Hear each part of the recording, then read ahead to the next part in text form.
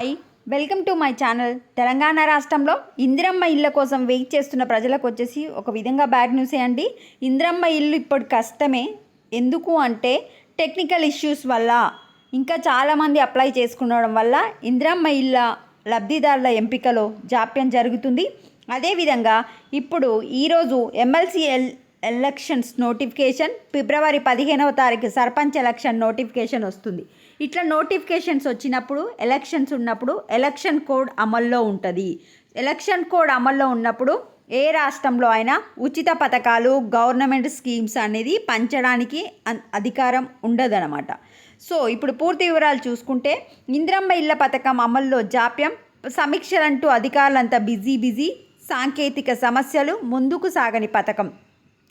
చాలామంది అప్లికేషన్స్ రావడం వల్ల అన్ని అప్లికేషన్స్లు యాప్లో అప్లోడ్ చేయలేకపోతున్నారు. యాప్ అనేది అనుకున్నంత ముందుకు సాగట్లేదన్నమాట.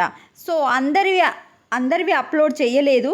అందుకే అనర్హుల లిస్టు ఎక్కువ వచ్చింది, పేదవాళ్ళ లిస్ట్ అనేది రాలేదన్నమాట. సో పేదవాళ్ళు ఏం చేసిర్రు, మా పేర్లు రాలేదు, అందరు ధనవంతులు వచ్చిందని లొల్లి చేయడం వల్ల మళ్ళీ మనకు జనవరి 21వ తారీఖు నుంచి 24వ తారీఖు వరకు గ్రామ సభలలో మరొకసారి ఇందిరమ్మ ఇళ్ళ పథకానికి దరఖాస్తులు స్వీకరించారు. మళ్ళీ ప్రాబ్లం ఏమైంది, మళ్ళీ లక్షల్లో దరఖాస్తులు వచ్చినాయి. ఇప్పటి వరకు చూసుకుంటే దాదాపుగా 82 లక్షల దరఖాస్తులు వచ్చాయి, ఓన్లీ 4,50,000 ఇళ్లకు. ఇందులో అధికారులు ఎంత వర్క్ చేసినా కూడా 40 నుంచి 45 లక్షల దరఖాస్తులనే పూర్తి స్థాయిలో పరిశీలించారు. మిగిలినవి ఇంకా పరిశీలనలోనే ఉన్నాయి. పరిశీలన కోసం 360 డిగ్రీల సాంకేతికను వినియోగిస్తున్నట్లు సంబంధిత శాఖ చెప్తున్నా ఇప్పటికీ సగం దరఖాస్తు పరిశీలన జరిగిందంటే పరిస్థితిని అర్థం చేసుకోవచ్చు. జిహెచ్ఎంసీ పరిధిలో ఇంకా మొదటి దఫా సర్వేనే కొనసాగుతుంది. అయితే ఇప్పుడు మనకు జనవరి 26వ తారీఖు నాడు 72,000 మందికి ఇంటి మంజూరు పత్రాలు ఇచ్చింది. వీటికి సంబంధించి అన్ని వివరాలు ఇప్పటికీ యాప్ వెబ్సైట్లో నమోదు చేయలేదని సమాచారం. ఇందిరమ్మ ఇళ్లకు డిమాండ్ నెలకొన్న నేపథ్యంలో ఈ పథకం విషయంలో అధికారుల తీరుతో ప్రభుత్వం విమర్శలు ఎదుర్కోవాల్సి వస్తుంది. ప్రాబ్లం ఏంటంటే చాలామంది అప్లై చేసుకురండి.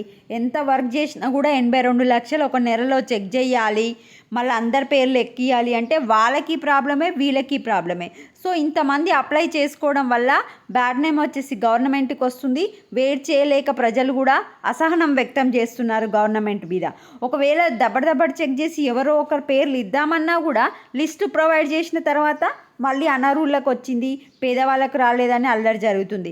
ఇట్లా మొత్తం చెక్ చేయాలంటే టైం తప్పకుండా తీసుకుంటుంది. ఎవరైనా వర్క్ చేసే వాళ్ళు, మన ఇంట్లో వర్క్ చేసిన వాళ్ళు మనం వర్క్ చేస్తే తెలియదా, చెక్ చేయడానికైతే టైం పడుతుంది. అంతా చెక్ చేసి అందరికీ అర్హులకే ఇవ్వాలి అంటే మాత్రం ఇంకొంచెం టైం పడుతుంది. ఈ టైం తీసుకున్నాము అంటే ఎలక్షన్ కోడ్ అమల్లో ఉంటుంది. So maximum after sarpanch elections తర్వాతనే ఈ ఇందిరమ్మ ఇళ్ళ పథకం గురించి పూర్తి క్లారిటీ వచ్చే అవకాశం ఉంది. సో ఇక్కడ చూడండి, రాష్ట్ర గృహ నిర్మాణ సంస్థలో గందరగోళ పరిస్థితి నెలకొంది. గూడులేని నిరుపేదలకు ఇల్లు అందించేందుకు ప్రభుత్వం ప్రకటించిన ఇందిరమ్మ ఇళ్ల పథకం అమలుపై శాఖ తీరు చర్చనీయాంశంగా మారింది. ప్రభుత్వం ప్రతిష్టాత్మకంగా తీసుకున్న ఈ పథకంలో సంస్థ అధికారుల తీరుతో జాప్యం జరుగుతుంది.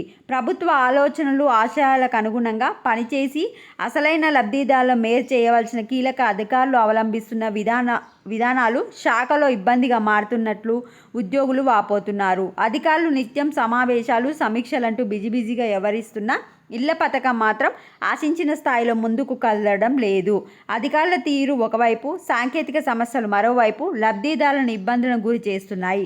పథకం అమలు నుంచి ఇంటి మంజూరు, ఇంటి నిర్మాణం పూర్తయ్యే వరకు పర్యవేక్షించవలసిన బాధ్యత శాఖపైనే ఉంది.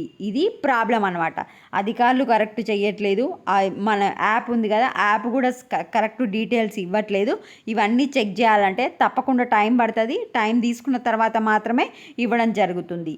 ఇంకో ప్రాబ్లం ఏంటి అంటే ఇక్కడ ప్రధానంగా ప్రస్తుతం ఉంటున్న వీళ్ళు నివాసం ఎక్కడ ఉంటున్నారనే దాని గురించే ఉంది. చాలామంది కిరాయి ఇంట్లో ఉంటున్నప్పటికీ ఆర్సీసీ ఇంట్లో ఉంటున్నట్లు నమోదు చేయడంతో పథకం పొందేందుకు అర్హత ఉన్న ఈ జాబితాలో పేరు రాలేదని కొందరు వాపోతున్నారు. అయితే మీరు డేటా ఇచ్చేటప్పుడు కూడా కొన్ని తప్పులు ఇచ్చిరు. ఆ తప్పులు ఇవ్వడం వల్ల ప్రాబ్లం ఏమైంది, మళ్ళీ మా పేరు రాలేదు అంటున్నారని అభిప్రాయపడుతున్నారు. సో మొత్తం చెక్ చేయడానికైతే టైం పడుతుంది.